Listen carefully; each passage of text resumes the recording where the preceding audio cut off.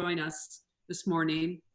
And so I'm Liz Moore, Executive Director with Montana Nonprofit Association, and good to see you all. It's been one of the real gifts of this whole pandemic is seeing our members' faces more than we have previously. So thank you for joining us. And I want to first say that we opened our reopening webpage today, and that is available to you. It has many resources on it. We see our job is to kind of help curate what's available and cut through the noise a little bit and try to do some of that legwork for you so that you don't have to find every single thing on your own. And so that webpage we've opened up today, and you should have received an email regarding that. Very delighted to have our state medical officer join us today. Dr. Holtzman, are you on? I am not hearing you or seeing you. We do have Dr. Christensen on, who I think will be starting off the conversation. Okay. So Dr. Christensen, we welcome you. And if you would be kind enough just to introduce yourself and then take it away. I believe you'll be talking about COVID generally, and well, you know what you're talking about. How about I don't tell you? Thank you for being with us. Okay, fair enough. Thank you. I'm Josh Christensen. I'm one of the infectious disease docs at St. Pat's, and we've treated probably as many COVID patients as anyone in Montana. And we've worked a lot with the Providence docs out of Seattle, getting ready for this, as well as we've got some networking with docs out of Massachusetts as well. In any case, I guess the background, as everyone's aware, is we've got a virus that we don't completely understand yet. And it's one that it has a period of time where it is difficult to know if somebody's got it or not. There's what we call a pre-symptomatic phase, which we think may be a significant portion of the spreading the illness, where people aren't really very sick yet. And that can last a day or two, where they are capable of shedding virus, but they don't have enough symptoms that would really raise an eyebrow for some people. There are small percentages of people that will have symptoms that are so mild or even non-existent that they're what we call asymptomatic spreaders. How much that plays into transmission of the disease, we don't really know. It's probably not a huge amount, but it's enough that if you have an asymptomatic spreader or somebody who's pre-symptomatic, certainly in a tightly enclosed area with other people, you could easily have transmission of the virus. We think the fatality rate is probably a little less than originally calculated. If you look at the stats, the number of confirmed cases and the number of deaths, worldwide, you get fatality rates running anywhere between 2 or 3% up to 10%. There's a little bit more work going on with antibody testing that is still, in my opinion, the antibody testing is flawed. It's not perfect, but it gives probably a fatality rate of somewhere around 0.6 to maybe 1% in that ballpark. So there you're looking at 1 in 100 to 1 in maybe 160 or so people who get infected will die. So it's still even though the fatality rate is a little less, it's still a pretty horrible disease.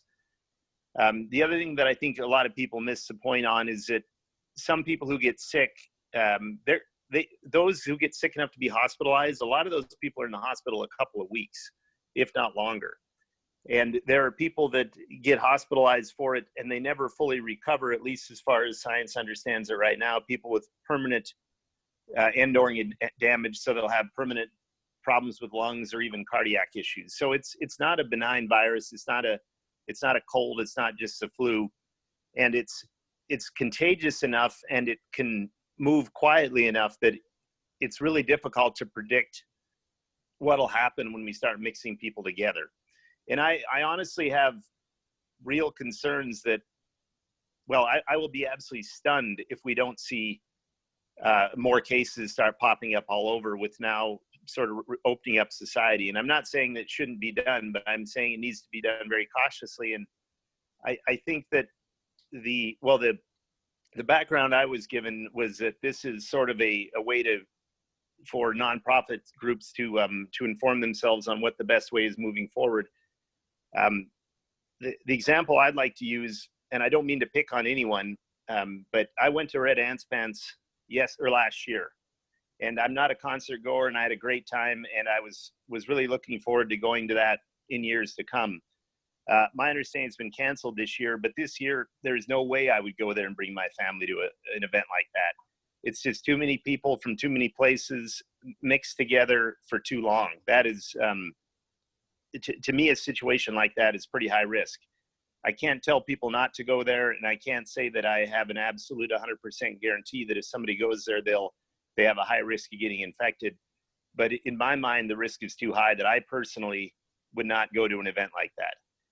And I guess that's the best way I can put it in terms that are not too medical. I think that we underestimate this disease at our peril, and sure, a great chunk of the population will not get that sick from it.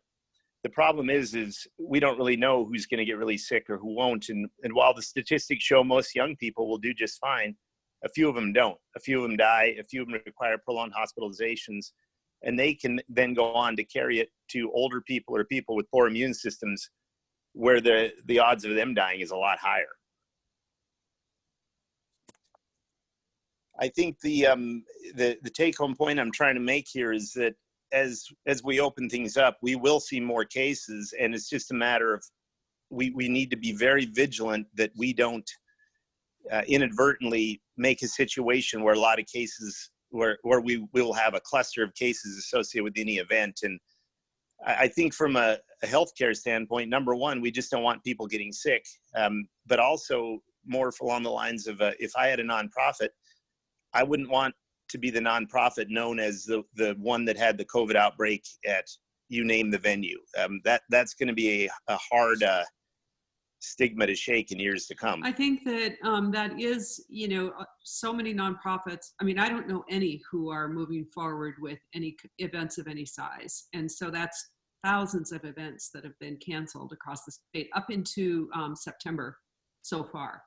And so I think, here in Helena, Symphony Under the Stars is, one of those huge events that draws people from multiple states. And that event has canceled for this year. And those are hard decisions, but, along the line of make the decision you won't regret, you just have to make the call the best you can. I think the other thing is how to return to work safely. And maybe Dr. Holtzman may be going to talk about that. I'm not sure how, who's addressing that, but everything from, how do we bring our kids back into childcare with some degree of certainty, and then our own safety in workplaces. Do you have any comments on that? Yeah, the first one is that I think that a lot of people have this fear that tourists are going to bring more infections to Montana, but I honestly think equally important, if not more so, will be Montanans going somewhere else and bringing it home. So I mean that we've actually seen that, a healthcare provider early on in this traveled to an area that had a higher rate of it, and sure enough, they got infected and they came home and we were diagnosed here, but they picked it up elsewhere. Luckily, it didn't cause a cluster of infections, but it certainly had the potential to. So I think that we really need to be cautious with travel, and I flat out think that someone who travels recreationally in this time frame, they're putting themselves at risks and others at risk. And I'm not saying doing a little camping and being cautious, but if somebody's planning on going to large public events in areas with a high rate of coronavirus infection, there is a not small chance they'll bring it home. And not only do they put themselves at risk, they put the community at risk. So I think traveling willy-nilly there's even an ethical issue there, in my opinion. Thank you. Do you have any comments on childcare? So this is a really difficult one because there are people, nationwide, that they can't perform their jobs if they're at home having to manage their kids. And I've got 2 young kids that, as of right now, I tentatively have plans that they're going to go back to their preschool. I think a lot of that just depends on what the level of virus that we're finding in the community is. And if it's getting too high, I'll pull them out of the school. And my threshold's probably lower than most, in that I can't bring this to sick people. So if there's any worry in my mind that my kids will get it and bring it home and give it to me, I just can't do that. It might be a little different for other people if their job is such that they're not in contact with people or people at risk. I think it's going to have to be an individual decision, but I do really think that there is risk of it being picked up through schools and daycares. What or how high that risk is, I don't know. And a lot of it really depends on how good we are at finding cases early, contact investigation, isolation of known cases, quarantine of contacts. And my hope is we'll be able to do that. But if a lot of cases come up at once, I just don't see how we could do that. The other thing is this infection can move kind of quietly for quite a while. People may think they just have an annoying summer cold, or perhaps it's early allergies, and then a few days later they're pretty sick, or they're maybe not, but they could spread it. Another thing, I think, back to the biology of the disease that a lot of people aren't really aware of, is for a lot of patients, there's a period of time where they may have symptoms, they feel kind of sick, and they may even be aware they're sick enough to not go and socialize, or they may even get tested. But there's this honeymoon period where they seem to do pretty well, and then they don't.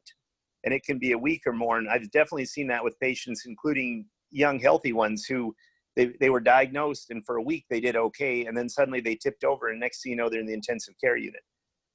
I think this virus is one that we, as a society, grossly underestimated. And I think my fear is we're going to continue to do that. I don't think, based on what I'm seeing, certainly in the media, but also even in Montana, I don't think people are really taking it seriously. I go downtown, and yeah, the bars tell you to stay so many feet away, but outside in the street, there's 10 people 2 feet apart sharing cigarettes. I can't imagine that situation is not going to result in some spread of the disease. I think that I think it's a call for nonprofits. We are in a position to be message bearers of continuing vigilance, not out of fear, but out of reality. And that as much as we want to just fling the gates back and go forward, we really can't. The landscape has changed, and we have to do that differently. I do have a question here regarding fatality rate. You were talking about that. Someone asked, is the fatality rate lower because of all the precautions that were taken? And in actuality, the fatality rate would have been higher if we didn't have restrictions, and perhaps as restrictions relax? Yeah, so basically there are 2 ways to look at that. There's what we call a case fatality rate, meaning how many people that are infected die. And that's the number where we're starting to hear a number of maybe 0.6 to 1% of people that are infected will die. And that's across the board, all comers who are infected. So the less people you infect, therefore the less people will die. So the reason Montana had 17 fatalities and less than 500 cases is, I think, largely due to, well, 2 things. One is that we are rural enough of a state that we're not packed into huge apartment buildings where it can be spread really quickly. We were far enough from the epicenters, it took a little longer to get here. So at baseline, we're somewhat protected. A lot of older people and more at-risk people have their own homes, for example. They're not in huge apartment buildings. So to some extent, we were protected just by the nature of a somewhat rural state. The other thing is we were able to do the social distancing, I think, in a nick of time. And if you look at some of the data now that's coming out of New York, they think they could have saved, thousands of lives had they done their social distancing and shut things down a week earlier. So yes, I think part of why we've had so few fatalities and severe illness in Montana is because we were pretty aggressive as a state at keeping people apart. And it also holds true if you look at what our real infection rate is. which is still quite low, that means an enormous chunk of the population has no immunity to this virus. And if we open things up, we will see cases again. And if we were to try to behave like we did last summer, we'll see a slew of deaths. The only business is booming will be the crematoriums. I mean, I don't mean to be dramatic, but if we do not take this seriously, without question, we'll see a lot of deaths. It's not just that it tipped over the people. It's not something where it spread throughout the entire community and the people that were going to die died. We're nowhere near that level in the community where most people have been infected. The vast majority of people are still vulnerable. The vast majority of elderly people, immunocompromised people, they are still vulnerable to this infection. If they get it, they will fare just as poorly as people did prior. There is a slight improvement in the survival curve of people that are infected if your hospitals aren't overwhelmed. And I shouldn't just say slight. What's starting to look like it's coming out of New York is they had a large excess of deaths because they overwhelmed their hospitals and they weren't able to provide the standard of care they would have liked to have. They just didn't have the capacity. So if we trickle in the cases over the course of the next 6 months to a year or two, depending on how it pans out, fewer people will die given the amount of infections. That being said, there will be some that it doesn't matter. They could be in the Mayo Clinic and show up infected. They're still going to die. So one last question for you before we talk with Dr. Holtzman is a question that came through is that the list of things we know about COVID-19 is much shorter than the list of things we don't know.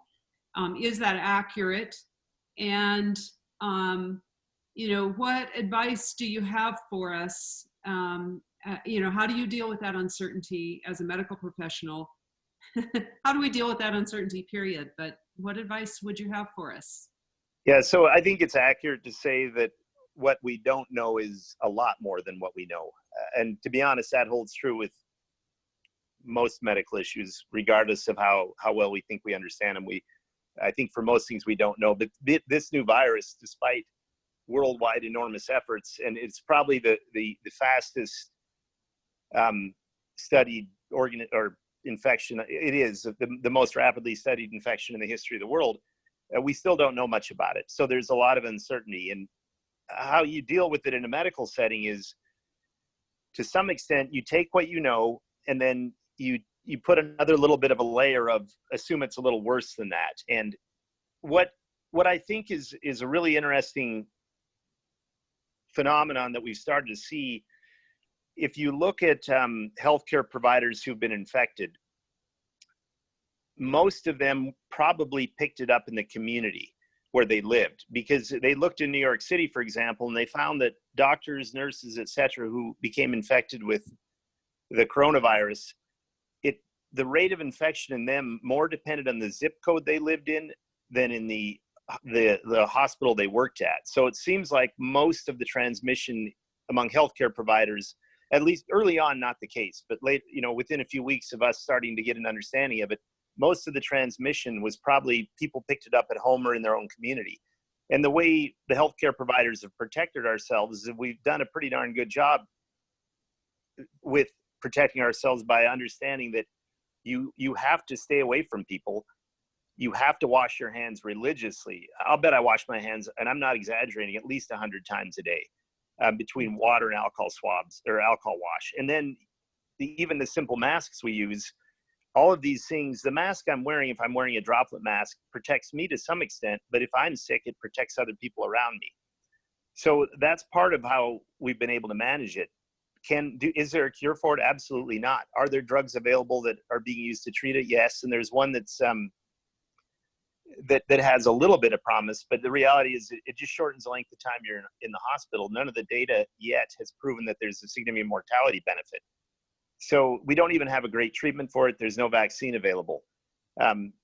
Really, the key is don't get it in the first place. And if someone does get it, you do the best you can for them with the limited tools we have, and you stop them from spreading it.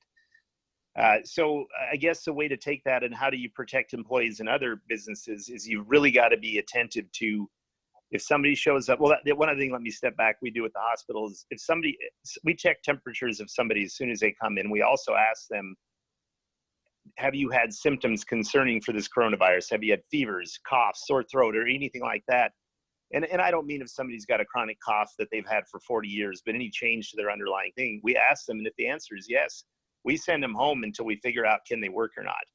And I think businesses and nonprofits have to be really attentive. You've got to have a message too, where your employees or your volunteers feel that the right thing to do is say, hey, I can't show up, I'm sick. Not the attitude of, in medicine, it's up until recently, you wouldn't go to work.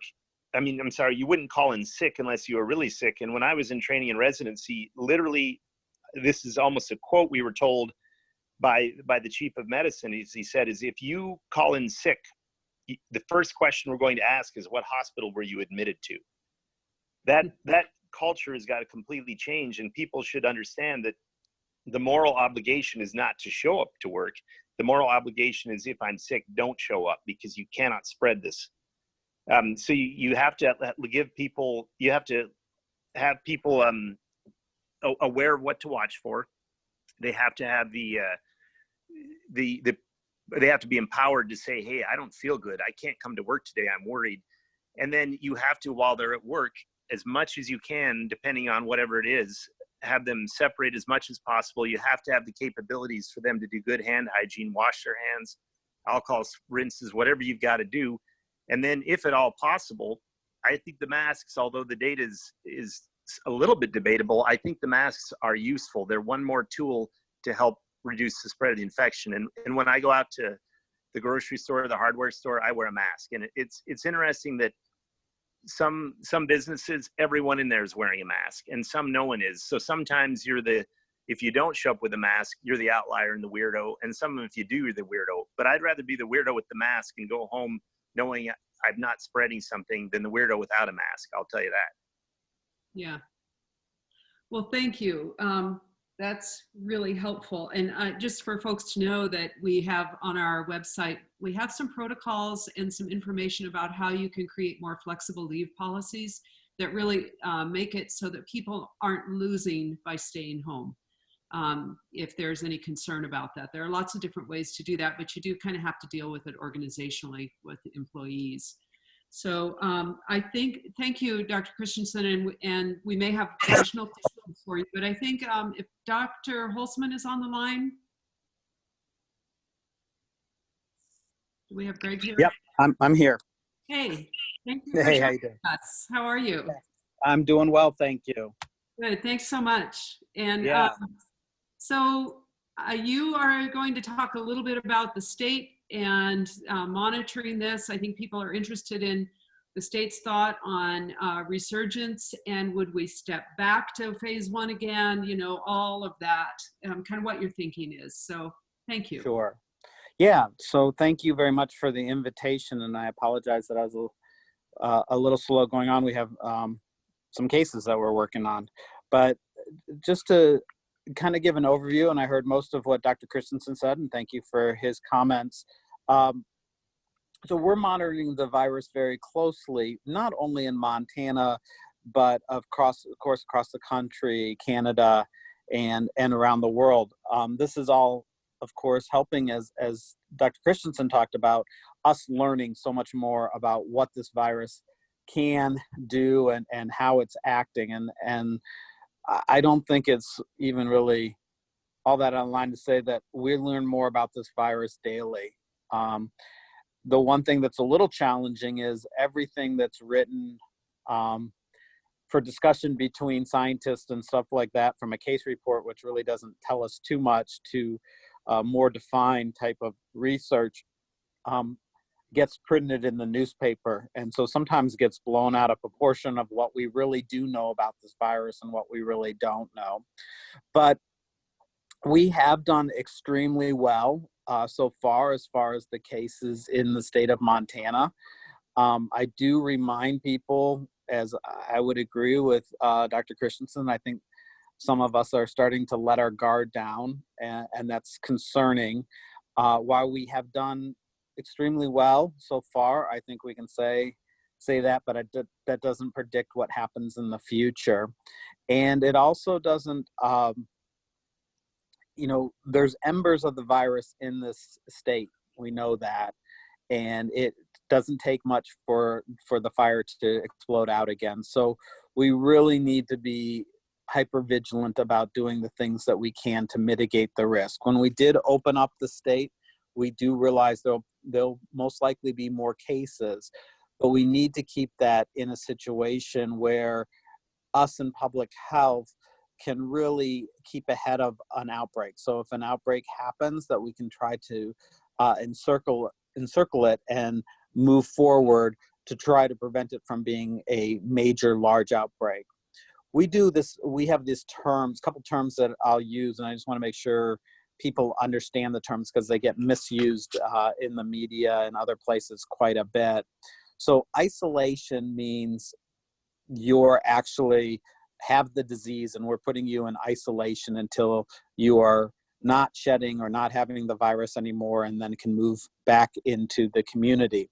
A quarantine person is a person that might have had a close contact with an infected individual, and those individuals, we'd ask them to be in quarantine for 14 days, because that's the incubation period of the coronavirus. So we basically tell them to stay out of circulation during those 14 days, because we don't want them to be spreading the virus if they happen to have it. With increased testing, some of those individuals are getting tested and finding out they're negative and going, oh, great, I don't need to be in quarantine anymore. And that is completely wrong. They do need to stay in quarantine for the 14 days because they can convert at any time. And we've had at least 4 cases where people have tested negative earlier on and then later had symptoms and were positive. So this kind of plays important to what Dr. Christensen was also saying about staying home. One is staying home when you're sick, but if public health comes and says, hey, you've been a close contact and you really need to be in quarantine for the 14 days, we really need people to do that. It's individuals that don't and then end up spreading the virus to others that can make a small outbreak into something it can get quite big. Plus, it depends where that individual goes. While we're still learning about other effects of the coronavirus, as you've heard about with children, although rare, the issues of having a Kawasaki's-like disease, which is an inflammatory disease. We're seeing the virus in the kidneys. We're seeing the virus in different areas. So we're still learning so much, and we need to be cognizant of that and understanding the risk. But we also need to understand that the highest risk for death is in those with underlying conditions, and especially those that are elderly. And so being protective of those individuals and where they are. We will be looking at a lot of different things to kind of decide what's happening here in Montana. So early on, we were looking at case counts, of course, and hospitalizations. As Dr. Christensen mentioned, I think it's interesting. We wrote a paper about 2 years ago on the pandemic flu, 1918, 1919 pandemic flu for the Montana Historical Society in Montana. And kind of the theory on the flu in those days was, fine at breakfast, sick at lunch, and dead at dinner. I mean, it came on that hard and that quick for those that got very, very sick with it. With this coronavirus, as Dr. Christensen said, many times people have mild symptoms at the beginning and then later on can really to crash. So we want to watch those things. And that's why when we look and see the number of cases going up, it kind of gives us an idea of what we might be expecting to happen in the hospitals a week later and how we need to prepare around that. Another thing that we look at is what we call the positivity rate of tests. So positivity rate is of all the tests that come in of people that are symptomatic. So the healthcare provider is saying, hey, this person may have COVID-19 because of the symptoms there, and they're testing. What percentage of those are coming back positive? And in Montana, we've done extremely well, where you've looked at other states where this is a few weeks back now. It's much better around the country, but they might have in the public health law an 18% positivity rate, meaning of the test, all the tests that they do of somebody symptomatic, 18% were positive. During that same time when they were about 18, our public health lab was like about 1.4%. So this kind of gives us an idea that probably the virus is not as much in our communities as we've seen in others. We do wonder about the asymptomatic, but you'd still think the other ones would come up. And recently we've started the surveillance testing, where we're testing everybody in nursing homes and offering it to everybody in assisted living facilities. We're doing testing. We're going to increase testing around some of our high tourist areas, around the parks and other places. We're doing it in congregate settings, and we're doing things with the Native American populations on some of the reservations and other areas and other groups where either the risk of spread is very high or the risk of a bad outcome is worse. So we look at those numbers too. And all of this will help us kind of have a better understanding of what's going on in the community and where we would go. Montana is a huge state. So, you know, we're multiple states compared to the East Coast or something of that sort. And you asked the question of, would we go back? I think it all depends on what we're seeing going on in the communities. But the first goal is to get any outbreak under control. We do have, you know, all the locals have local control. We're a home rule state. We would continue to provide assistance, but if something's happening and we're having a bad outbreak in Billings, that doesn't mean that we have to worry about things that are going on in Cal. We have to continue the standard of our care right now and the things that we're doing in Kalispell. That might not mean that we'd have to close things down, but the county and Billings may decide that they need to do that because there's a bad outbreak going on or what's going on. So our goal and our hope is that if there's outbreaks that are out of control or things that we can do, we hope to be able to address them surgically and not across the whole state. But pending what happens, you know, those options are still on the table. I have some questions. Thank you Sure. for that overview. So one question is there an ideal time period for testing of non-symptomatic or random people? If testing everyone, assume the test is just the status of that day. Exactly. So that's a really good point. And so people need to understand when we're doing the surveillance testing, that's really for public health, that's really for population. So we're trying to get an idea, is there virus in that community? And if there is, let's try and catch things early so we can get around it. It is not all that much beneficial to the individual who's getting tested. Because all that's telling that individual is, hey, today you don't have the virus. Doesn't tell you that tomorrow you might have the virus or the next day. You know, if you're going about your normal activities, you can pick it up in different times, you know, along the way. And it's much different, as one of my heroes, Dr. Fauci, talks about. It's very different from like HIV, where somebody could get tested, find out they're negative, and if they don't, they do have move forward and don't practice some high-risk sexual behaviors, their risk of getting HIV is very, very low. Where here, we're talking about something that's spread respiratorily. So you can pick it up in different areas much, much easier that you might not be able to control your environment as well. So yes, it just tells you that day the individual is asymptomatic. No, does not have the virus. So can you speak to, before we go to Jim Murphy, can you talk a little bit about the interplay between the state and local authorities and how to best understand the local decision-making processes? Do you feel comfortable? So yeah, so we're what we're called a home rule state. So the local health officers in their communities could decide to be more strict than the state. Missoula did that for a little while. When the governor kind of pulled back a little bit, they decided that they needed to keep things a little bit more clamped down, and so that was their decision, and that's where they went. they can't be less restrictive than the state, but they can be more restrictive. Now, of course, the tribes are sovereign nations, but most of the tribes have been much more conservative on this, and they are keeping locked down, and so that's another area that goes about, and really respect their decision and working closely with the tribes. So that's kind of the difference between those different groups. Does that answer your question? I'm not sure if I. Yes, it does. And then just like if there are communities that really aren't restricting, it seems like that's just happening. Or groups of people who aren't restricting. It's not like there's a restriction sheriff running around in communities making sure.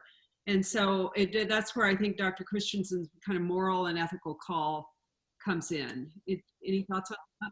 Yeah, so I guess there's the aspect, and what I didn't answer is enforcement. So the governor puts out his guidance or his executive orders or governor orders on some of these things. As far as, we'll use the 14-day quarantine rule that is in effect until January 1st. For those that come in, I'm sure many people have seen out-of-state license plates and question, are they really quarantined like they're supposed to do that?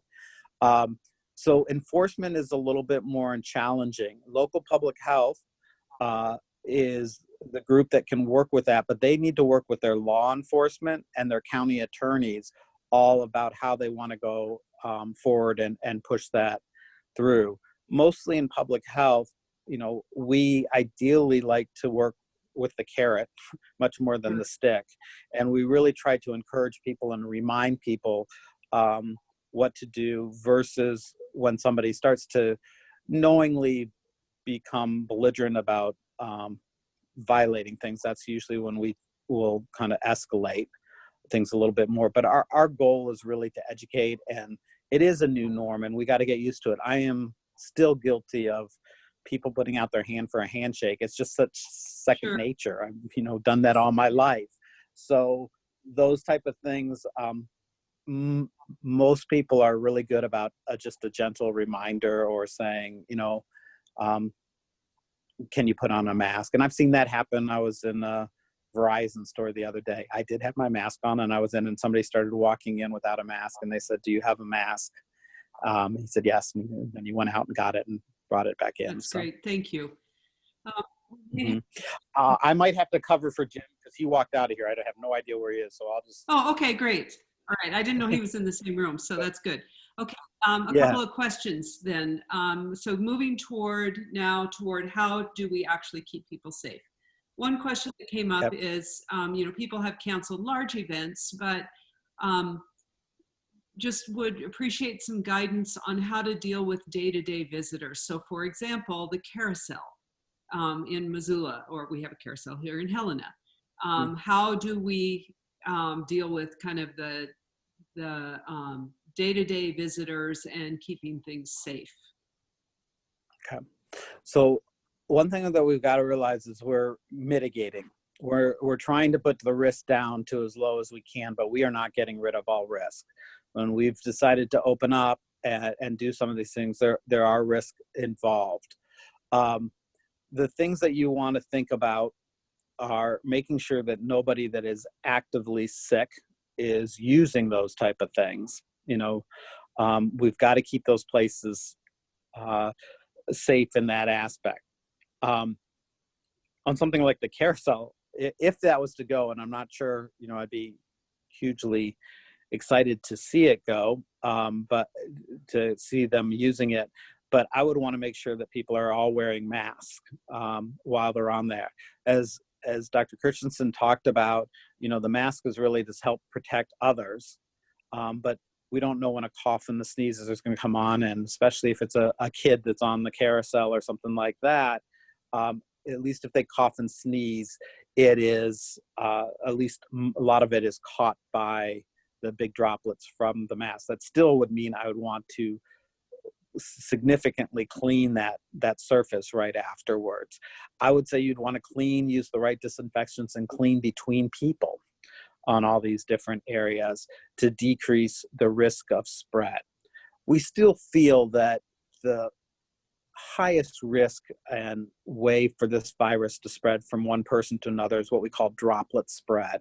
So that's when somebody's coughing, sneezing, spitting while they're talking, that kind of thing, and that getting to the next person. How much gets what we call aerosoled or on a surface of one person touching it and another person touching it and then touching their eyes, nose, or mouth.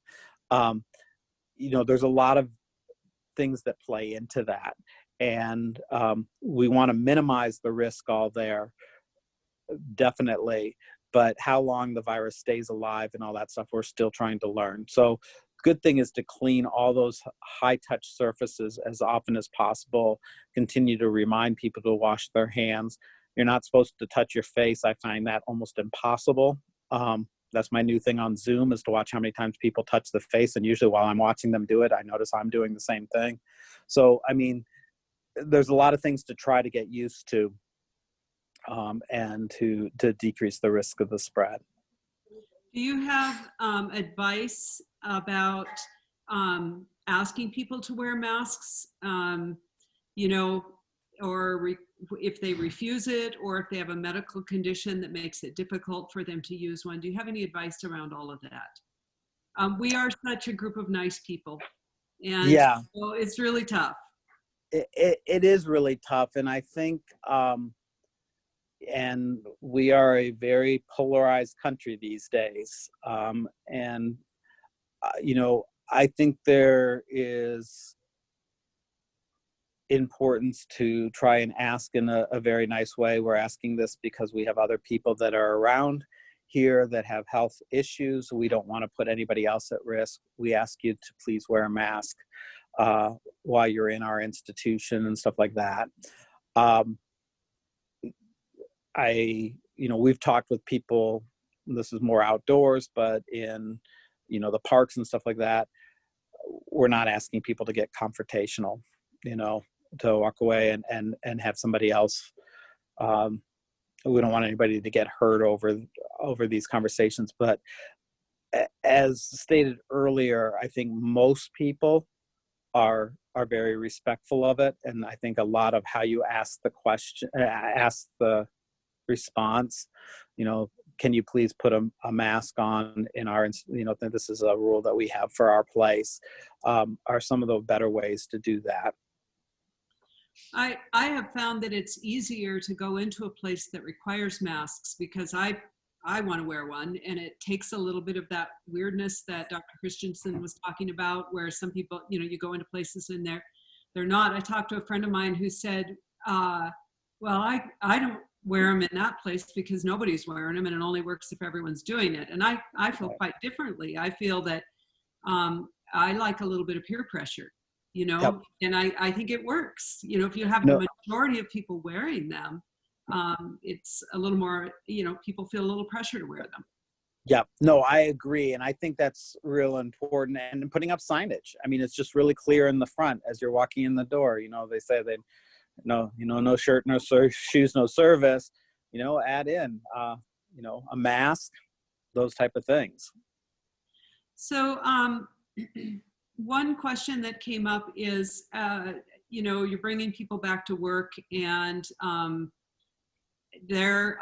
they may say they don't feel well, I have a headache, but it's my allergies or it's my sinuses or things like that.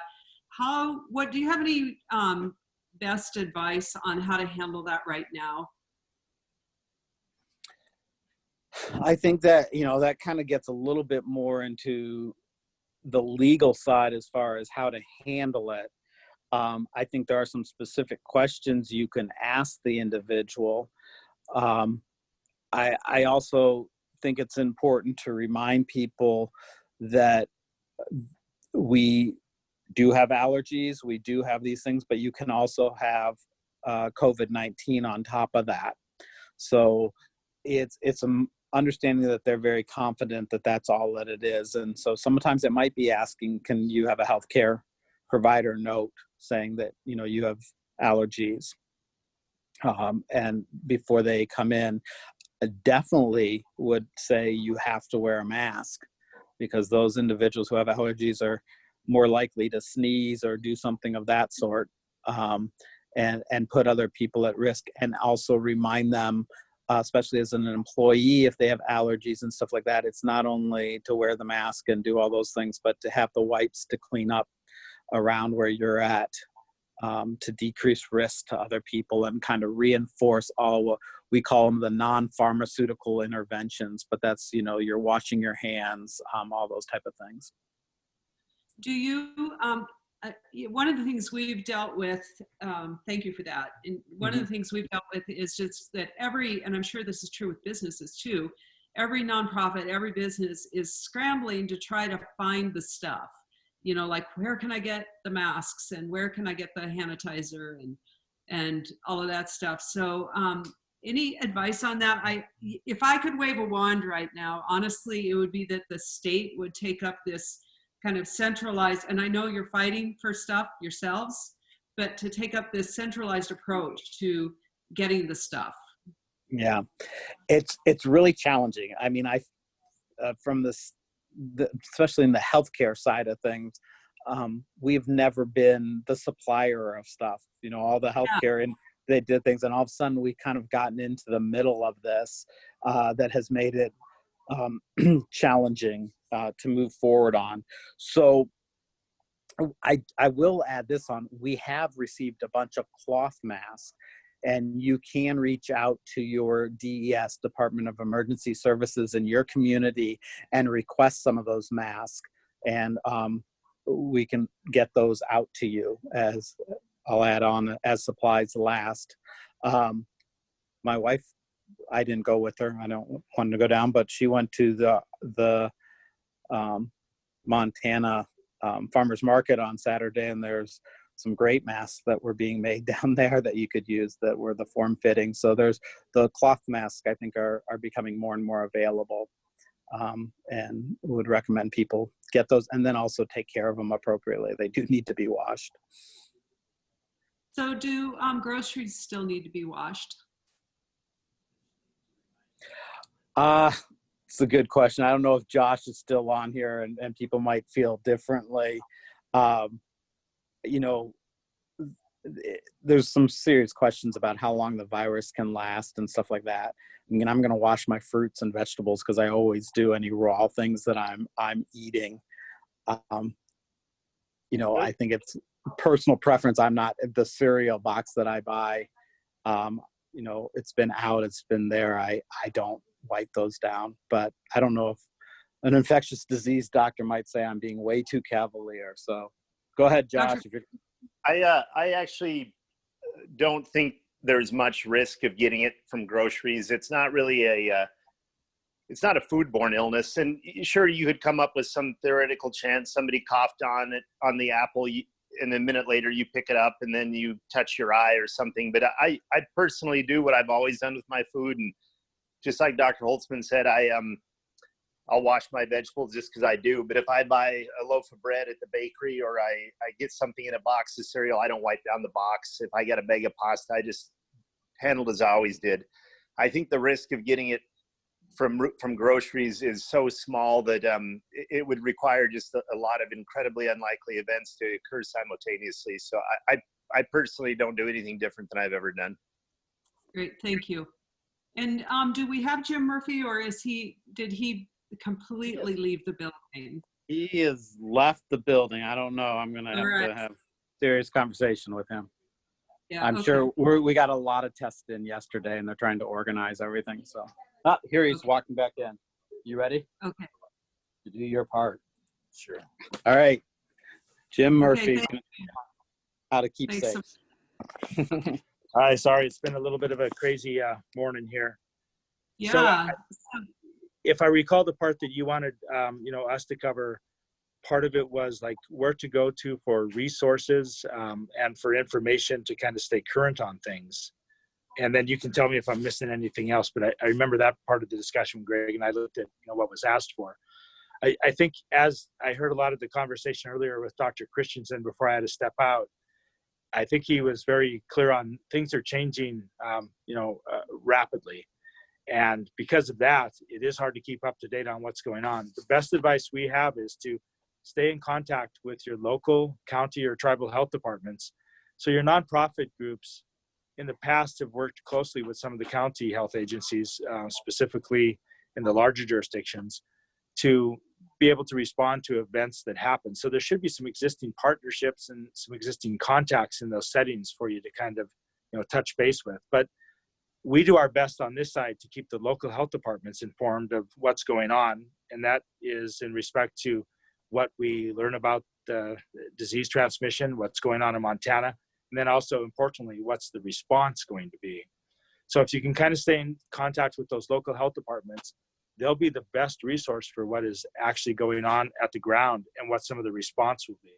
So right now, for example, we're working with a lot of the county health departments out there to institute something called sentinel testing. And this is to offer COVID testing to folks that don't necessarily have symptoms. These are people that are asymptomatic, as we try to step up testing because we have more testing available now. We don't have to confine it to just those that are ill. So testing key populations is kind of where we're going first. So anybody working in congregate settings, and a lot of your nonprofits, work with group homes, work with some of the institutions. Those types of places, because of the congregate living nature, are at higher risk of infection. And because we're finding out more and more all the time that there are asymptomatic people without symptoms out there, early testing in some of those settings can find people very early on before an outbreak happens. That's the whole intention. So we're starting that testing now in correctional settings. We're starting it with group homes. But anybody that considers themselves a frontline worker and has a lot of contact with the public, this could be somebody just, working as a clerk or a cashier at a Goodwill store. They're going to have a lot of contact with the public. Sometimes they can't control social distancing. That might be somebody that a nonprofit thinks about as being a candidate to at least offer periodic COVID testing to. Our partners in that would be the local health departments, but also the community health centers. So we're working with community health centers throughout Montana to be able to offer that testing to people that might be considered frontline workers that have a higher level of risk of exposure. Again, all of this is evolving quickly. We're just in the process of getting the testing materials and the proper forms out to the community health centers. We've seen a couple start to advertise this already. I know the Community Health Center in Butte put out a Facebook post that, if you're a person that thinks you're at risk, and that could be people like, grocery store workers or frontline workers or cashiers at a Goodwill store, that, they can support testing at no charge to that individual that comes in for it.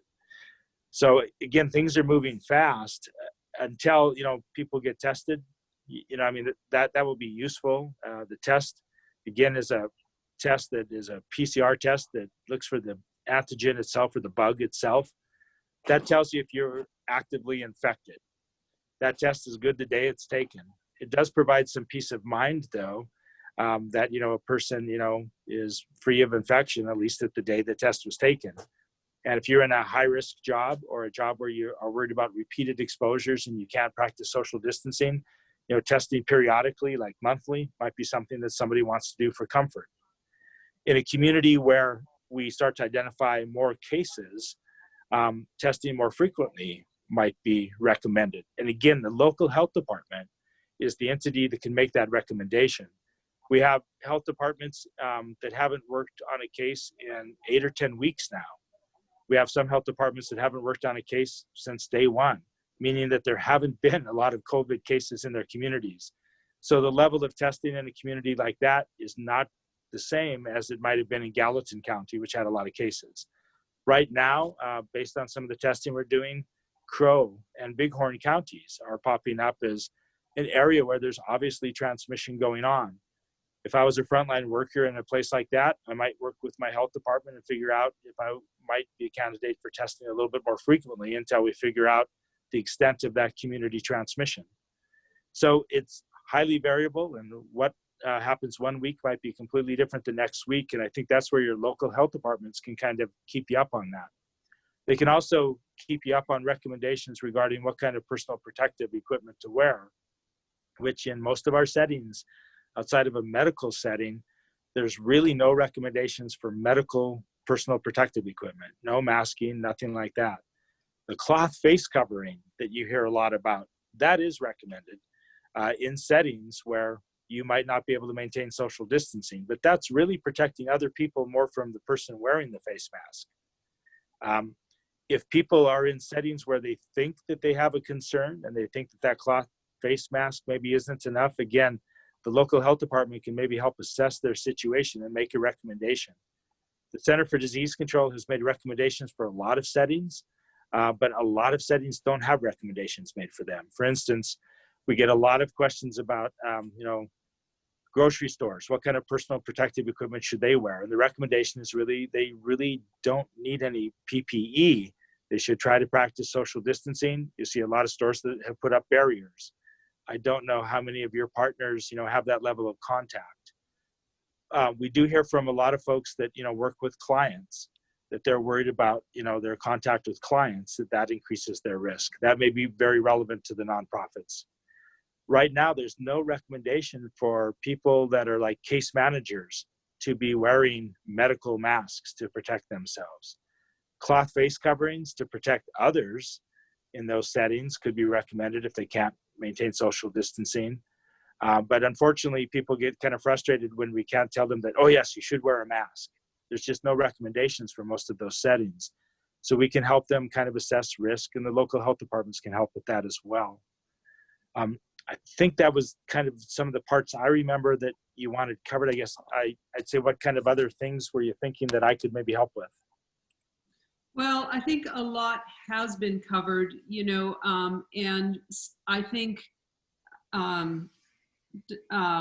we had a good discussion on kind of the basics of keeping employees safe. And so I think, and constituents as well. And you're right, we do have a lot of situations where, whether it's childcare or centers or disability services providers, mental health group homes, things like that, where, you can't maintain the same kind of distance. And so really appreciate this conversation about testing and testing more frequently. And that's helpful as we think about going to work. What we've kind of said to people, and I think this is really tough in a very litigious time in society, where we want black and white answers and we want certainty, like we don't want to mitigate, we want to eliminate risk. And we want that kind of certainty. We've basically just said, our guidance is to be informed. And that's why we do have information from the state of Montana and the CDC and OSHA and all of that on our website. Talked about using a measured approach, go forward. And if things don't work out, step it back and rethink things. We've talked about partnerships and who's doing similar work that we can learn from. And it's really great to hear about the health centers. And I want to get that information and make sure we have that on our website. And then you make your best decision, based on all of that, but you make it in pencil, in case you kind of need to walk it back. So, everything you've said feels like it fits that. I don't know, we are not talking about liability today. I think MNA is going to do a little bit of work on that in the next week or so, but really just talking about people being safe as we reopen. So I want to thank the three of you. I think we're out of time, and just really appreciate your taking time with us and all the work you're doing right now and all the heavy lifting. We're all relying on it. And so, thank you. Thanks for that gift. Yeah. Thank you. Thanks for the opportunity for us to talk. Sorry I wasn't in on more of the call. No, that's fine. That's great.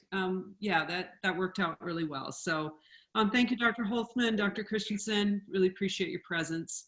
And to all of you who joined us, take a look at our website. And, hopefully the resources you're looking for are there. If they're not, please email us so we can get those online for you. Thanks. Be safe and be well.